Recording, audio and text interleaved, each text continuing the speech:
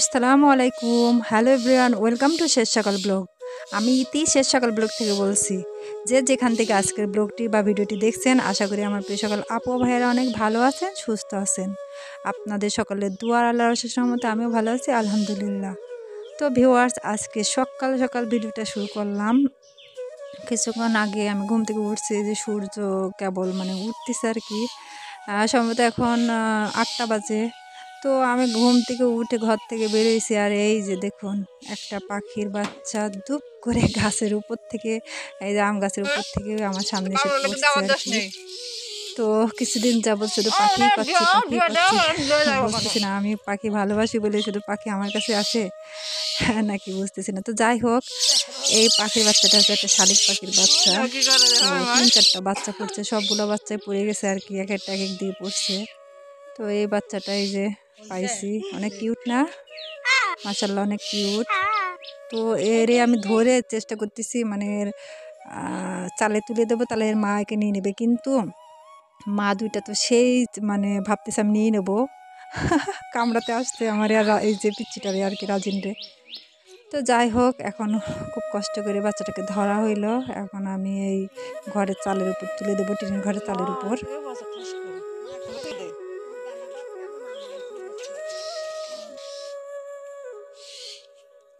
তো ভিউয়ার্স, এই যে বাচ্চাটা কিন্তু একটু একটু হাঁটতে পারে, উঠতে পারে আর কি, খুব বেশি শিখে নেয়। তো চালের উপর তুলে দিলাম, দেখি শালিক পাখি দুইটাও ও তুলে নিতে পারে কিনা। না পারলে তো পরে রেখেই দিব আমার কাছে।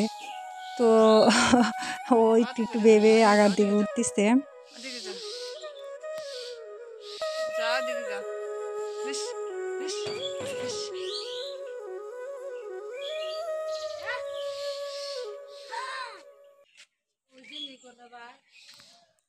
তো এরপর চলে আসলাম আমি একেবারে দুপুরবেলা। আর দুপুরবেলা এই যে আমি অফ ক্যামেরায় আমাদের গাছ থেকে কিছু আম পাড়ছিলাম, সেই আমগুলোকে আমি এইভাবে গোল গোল আকারে পাতলা পাতলা করে কেটে নিয়েছি। তো এই আমগুলা দিয়ে আমি মিষ্টি আচার করবো আর কি, মিষ্টি মুরব্বা মতো যে আচারটা করে ওইটা, কুচি আচার আর কি।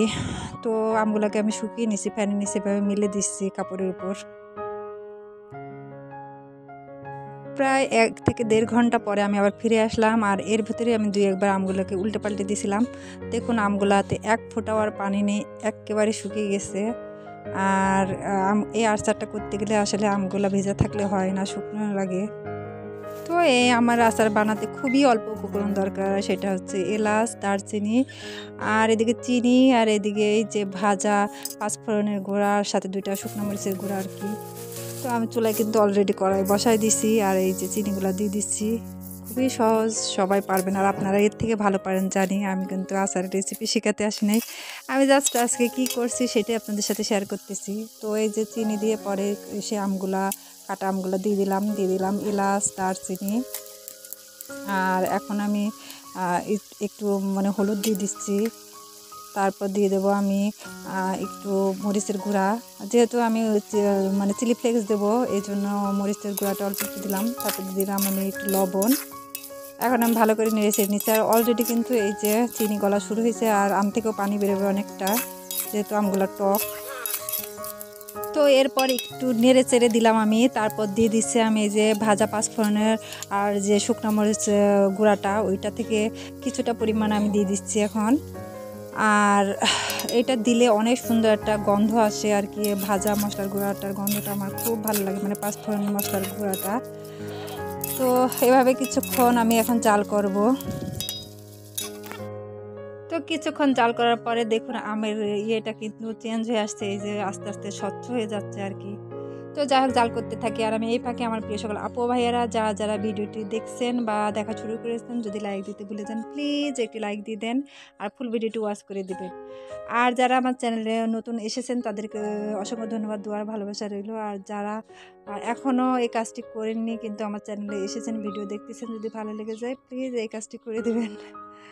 আর এই যে অলরেডি আমার আচার বানানো হয়ে গেছে, দেখুন আচারটা কি বলবো, লোভনীয় হয়েছে। আর এই আচারটা এতটা কাচের মতো স্বচ্ছ হয়, দেখতে যতটা লোভনীয়, খেতেও ততটাই মজা।